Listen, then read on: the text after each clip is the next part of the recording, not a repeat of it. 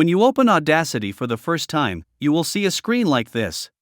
A startup window will show your Audacity version and a video link describing changes to that version. If you are new to Audacity, this video will not make much sense. You will also see some links pointing to online help or a manual for Audacity. These links are helpful for those who love to read guides and try things on their own. It also explains things in detail, which is suitable for advanced level learning.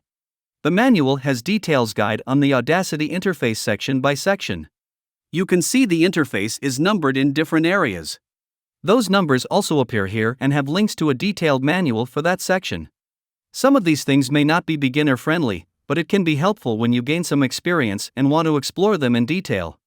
I will discuss all the necessary concepts to start with and to become comfortable with. There is also a forum link in this startup window. I highly recommend you join this forum. In the forum, you will get updates on the latest releases of Audacity. You can ask questions on issues you are facing and get to know others' thoughts on those. The forum also has a specific section for those who want to produce audiobooks or want to do podcast using Audacity. You may get stuck from time to time in Audacity, but chances are someone has already faced that issue, and this forum has some direction. All these links to this welcome window are also available from the help menu.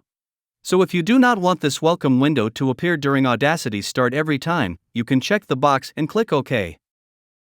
The buttons and tools you see in Audacity's top part will help you record and edit audio.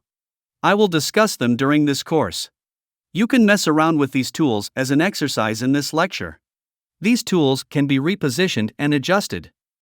You should not be afraid to mess around, as you can always get back the default tools with the default look. Each tool is a part of a toolbar, and here you can see which toolbars are showing currently. Reset toolbars will bring back the default interface. You can see a big empty gray area after these toolbars. You can click the red record button to get recordings. Though the recording is this simple, some preparations are needed for a good recording. To stop recording, either press spacebar or the stop button, which is the square button here. These recording and playing buttons are standard audio buttons, and you will get a tooltip when you mouse over on a button.